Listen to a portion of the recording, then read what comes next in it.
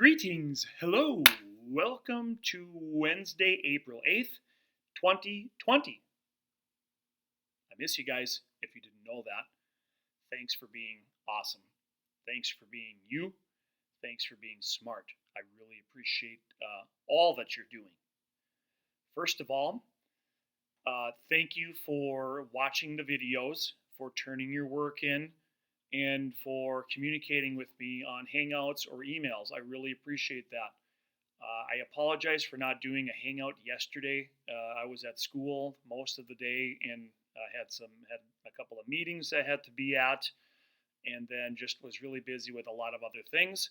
We will do a hangout today. We will do an all boys hangout. We'll do the same thing as we did on Monday. We'll do a boys hangout at 9:30, and then a girls hangout at 10:30. Okay, boys 9:30. Girls 10:30. Okay, when you come to the meeting, you're going to share one thing. You're going to share one thing that your friends or classmates might not know about you. Okay, you're going to share one, not necessarily a secret, but just one fact about you that your friends might not know about you. That maybe it's something you like, maybe it's something you did. So that's what you need to come share tomorrow at the hangout, okay? We are at Wednesday. This would have been a short week in school otherwise, so you'll get some work today, you'll get some work tomorrow, and then the Easter weekend, there'll be nothing assigned for you. I will give you some options of things you're able to do, but just keep that in mind. Nothing that will be assigned over the long weekend. Spend time with your family, and you're doing a pretty good job of that because that's pretty much all you've been able to do, correct?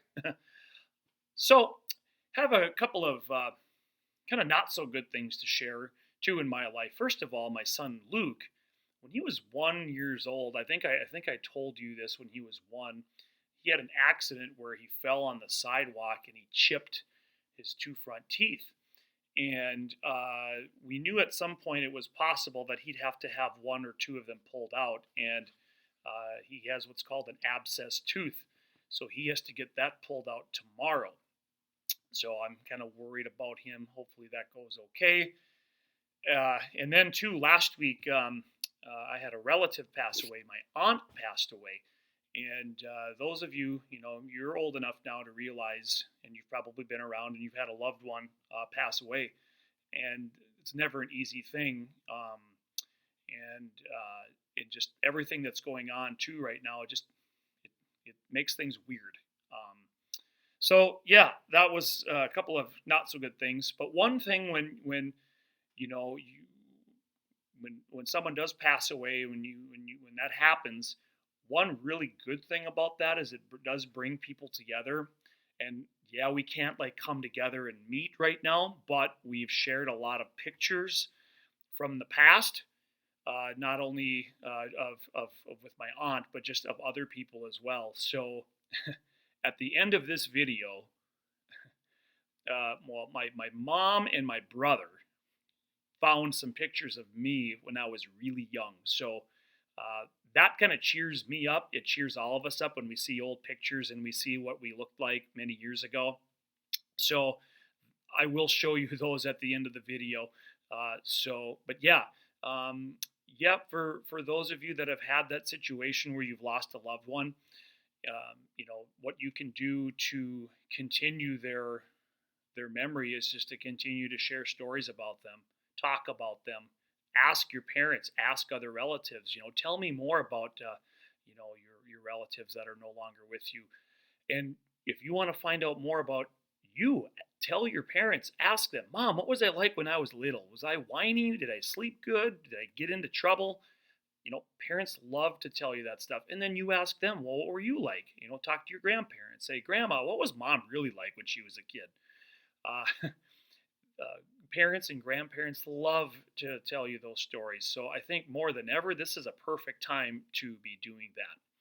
So with that said, let's get into what we have for Wednesday, April 8th. First of all, continue to read AR. You're doing a wonderful job there.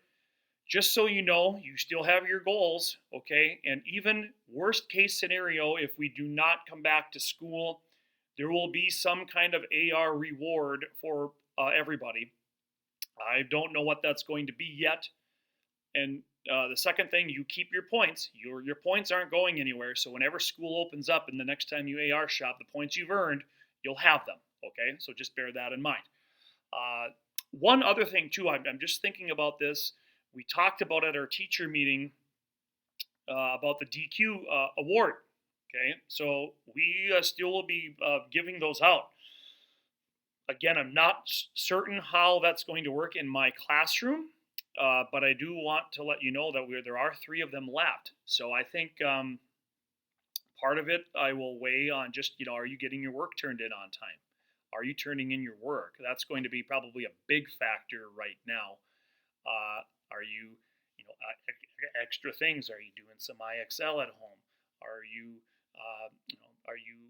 sharing what you've learned with other people? Are you doing maybe some of those other options? Those sorts of things. I will have to weigh everything. So I'm not sure how I'm going to do that yet, but just to let you know that those things have not gone away. So I'm kind of excited about that actually, because I wasn't quite sure. Let's take a look at your journal options for April 8th. We have 2 of them. First one is, it says April is Keep America Beautiful month. Tell about some things you could do to keep our country looking its best.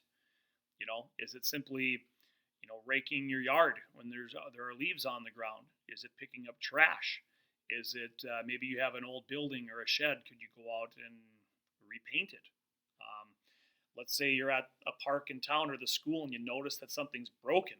You could go tell a city worker, a police officer, or somebody at school, hey, Mr. Ellingson, the swing set's broke. Could we get somebody to fix that? Nobody likes coming to a school and seeing a broken swing set, right? We want that to look nice. So, tell some ways or some things that you could do to keep our country looking its best. And then the second option, rainy weather can bring lots of puddles.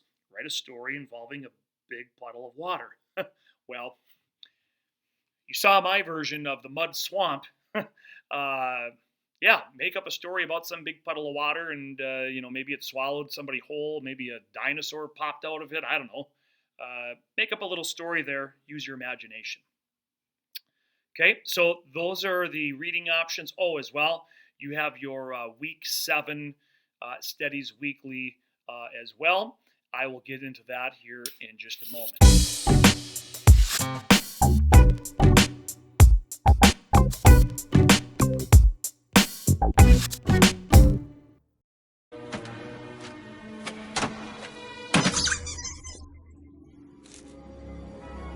A stranger from the outside. Greetings. I am Buzz Lightyear. I come in peace. Re-energize yourself with a slice of pepperoni. Now boarding counter 3. This is an intergalactic emergency. I need to commandeer your vessel to Sector 12. Who's in charge here?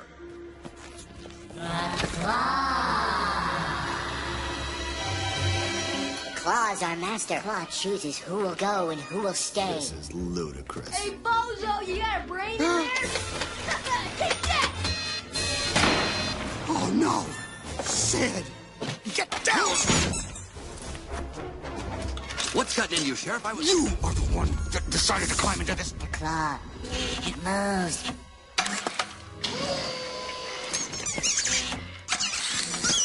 I have been chosen. Farewell, my friends. I go on to a better place. Gotcha! A Buzz Lightyear? No way!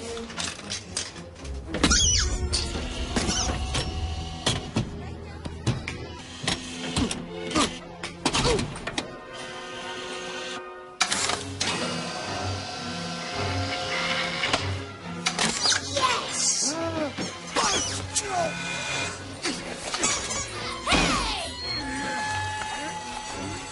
He has been chosen. Hey, what are you doing? By the claw. Stop it! Stop again, zealots! All right, double prizes! just go home and play.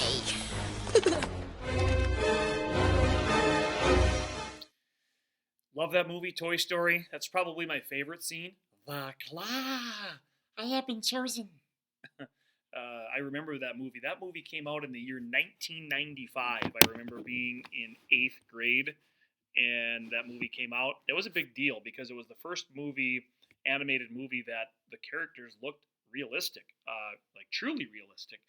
And it kind of opened the door for all of the movies that you see now. So anyway, hope you enjoyed that little clip. Let's look at our Studies Weekly. We are on to week 7, and we're going to be talking about movement and force. Okay? You think about movement, it's a essential, very important part of our lives. We rely on moving from one place to the next, whether it's our own body, we ride in a vehicle, a machine, we pedal a bike, or we go down a sled. Movement is all around us. And the way things move vary. Okay, there are different forces that allow things to move or might prevent things from moving. So, for example, like a hot air balloon, when a hot air balloon moves, it uses hot air to make it move. Okay, heat rises, so it causes that balloon to raise up off of the ground. Some things need to be pushed or pulled. A skateboard, a wagon. We have gravity. That force is always pulling us down to the ground. So that makes it challenging to lift objects, especially those that are heavy. Okay, so you're going to be learning all about forces and motion in today's Studies Weekly. If we take a look at the second page, we talk about force. Okay, there are many forces at work at the same time. A sailboat might be, for example, it talks about a sailboat being driven by the wind, so the wind is maybe pushing it, but it's bobbing up and down by the ocean waves. Okay, the wind and the water are both forces that are pushing on that sailboat. Okay, motion, there are 3 kinds of motion, or 3 ways. A straight line, like when you move forward or backward. A rotation, spinning around in a circle, okay, like a merry-go-round. The earth rotates on its axis. Or a swing, going back and forth. You think of a swing set, right? You think of a clock, a pendulum on a big grandfather clock. Goes back and forth, okay? So you're going to read about force, okay? And then I like on the bottom of the second page, it talks about something called simple machines, okay? And you do a little history and research, and you look at the Great Pyramids in Egypt, for example, and those pyramids are thousands of years old. They didn't have bulldozers and cranes and big machines to build those things. They used simple machines to build those structures. Now, it took them a lot longer of a time period to build those structures than we could today. But you will see the reason they've lasted so long is the craftsmanship and the tools that they had were pretty top notch at that time frame. So you're going to learn about the 6 simple machines: inclined planes or ramps, levers, a wedge, a pulley, a screw, and then a wheel and an axle.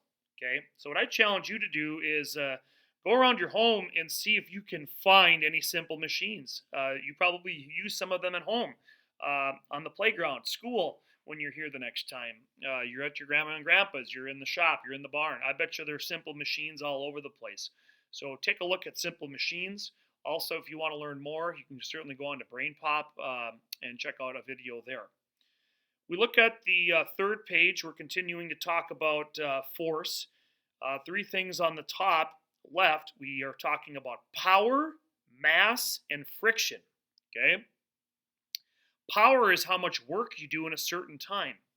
You'll learn a lot more about work in your older science classes. I'm not going to get into the formula that you do to figure out what work is, but there are certain jobs or tasks that take more work than others based on their weight and other forces that are upon them. Okay, mass.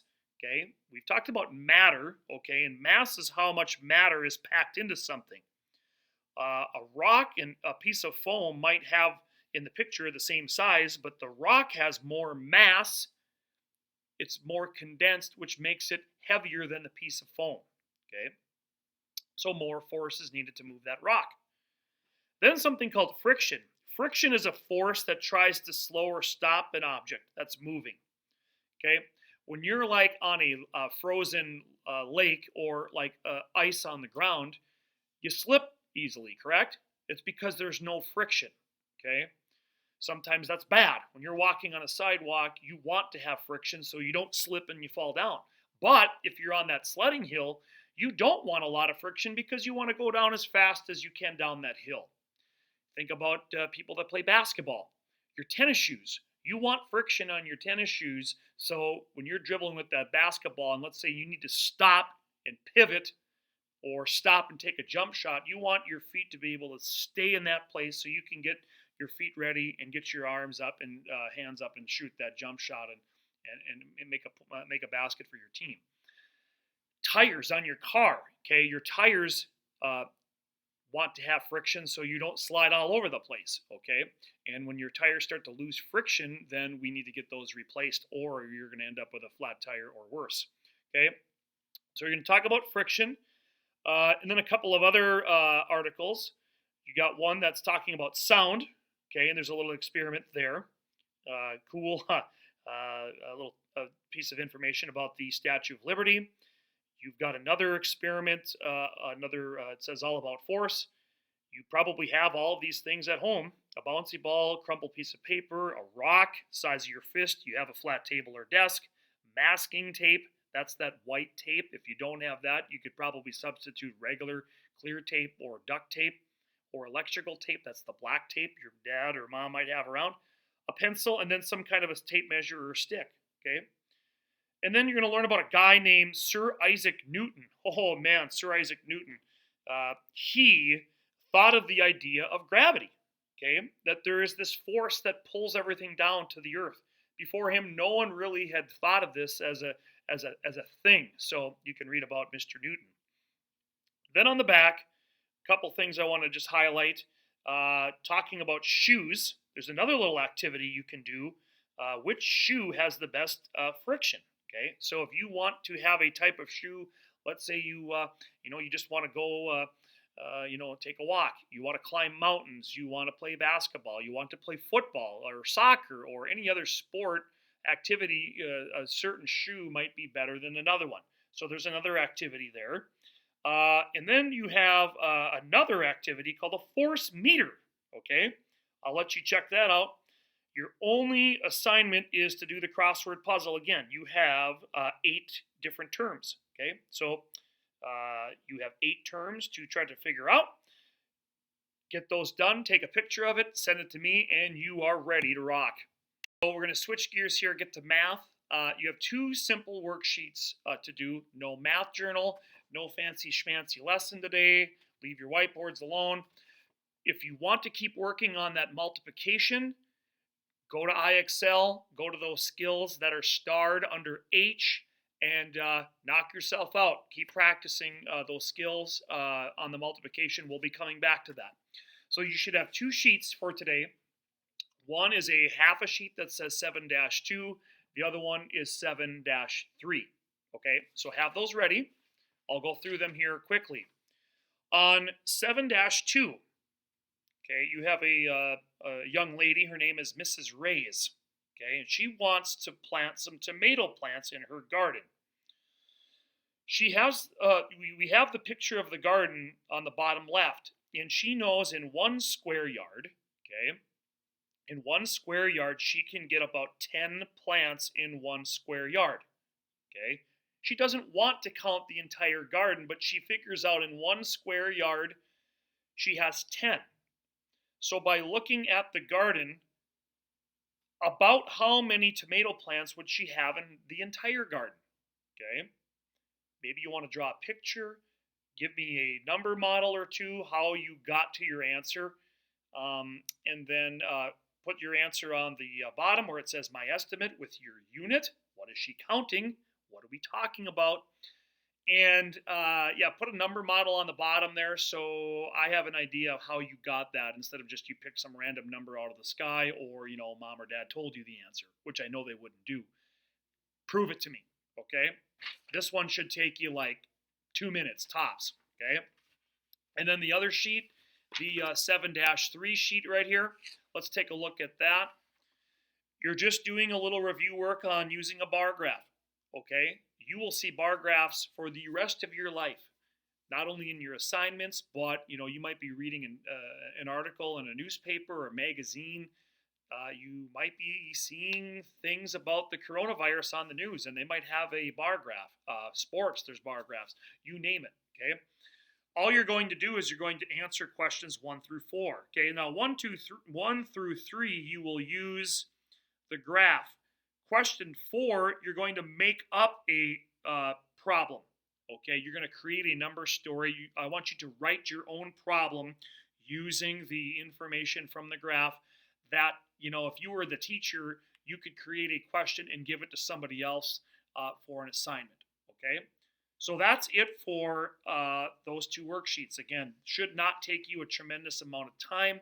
Please ask your parents if you need help. You can certainly reach out to me as well, and I will be more than willing to help you or answer any questions that you have. Okay, before I talk about the last thing for math, just wanted to show off my old school Detroit Tigers jersey. The Detroit Tigers, they've never recently haven't been one of my favorite teams, although I like them back in the olden days, and these are the jerseys they used to wear. They had some really good teams. I just think it's a cool jersey. I love wearing jerseys. I've been able to wear them a lot now because I've just been at home most of the time. So the last thing that you have to do for math, continue with those mad minutes, as you can see here. But beware. Do not, in your entire life, never try to make a goat do the mad minute. You know why? Here's what will happen. A goat can feel happy, a goat can feel sad. A goat can feel wonderful, a goat can feel mad. Feel mad, feel mad, feel mad. It ain't bad to feel mad. If someone pulled the hair on his chin, would a goat say nothing, stand there and grin? No, I get mad, I get mad, I get mad. It ain't bad to get mad. And what if someone gave him a fright? Would a goat laugh, ha ha, it's quite all right? No, I get mad, I get mad, I get mad. It ain't bad to get mad. And what if someone does something unkind? Would a goat pretend he doesn't mind? No, I get mad, I get mad, I get mad. It ain't bad to get mad. And if a friend lets him down, forgot to bring one for you, would a goat say, no matter, don't worry, I couldn't care less? No, I get mad, I get mad, I get mad. It ain't bad to get mad. And in the end, most folks are glad to find out what makes him mad. He gets mad, he gets mad, he gets mad. It ain't bad to get mad. Yeah. So, I warned you, if you see a goat, don't you even think about giving it a bad minute. You know why? Because it'll get mad, it'll get mad, it'll get mad. Okay, last thing here for math too. Math trivia question. Okay, I know I've talked about this in conversation during science class, and I have a thermometer over against the wall over here, and it does say it on the thermometer, but I want to see if you know the answer to this question. At how many degrees Fahrenheit does water boil? Okay, so if you have a pot of water on the stove, and you have the stove is on, okay, and you see it start bubbling and boiling and the steam is coming out, how warm, what is the temperature in degrees Fahrenheit does the water need to be for water to start boiling? So, little science here. We have the water, which is a liquid, and then once it boils, it turns the steam, it turns into a what? Not a solid, but a gas, okay? So that's your trivia question. What is the temperature of water for it to begin to boil? Okay, all the other options, I'm not going to go through all of those. You have those at home. continue to explore with the iXL, your Google, Gmail stuff. Send people emails. You can find people online to email or message. Go ahead and do that. Get outside. That's the big thing. Get some exercise. Move. Okay, your body, your brain, and your body work together. You give this a workout, it's going to allow this to do its jobs better. Okay, go for a walk. Go for a jog. Ride your bicycle. Go get the mail. If you live out in the country, go to the mailbox and back. Take your pets for a walk. Find a YouTube video and do some sort of dancing or movement activity in your basement or your bedroom or wherever you have space. It's so important. Get out there and enjoy the nicer weather. So I will leave you with some pictures of Mr. Lofgren from the good old days. So enjoy those. And Google Hangouts today, boys 9:30 and girls 10:30. Share something that people might not know about you. Okay? Until then, I will see you soon. I miss every one of you every single day. Okay? We'll see you later. Goodbye.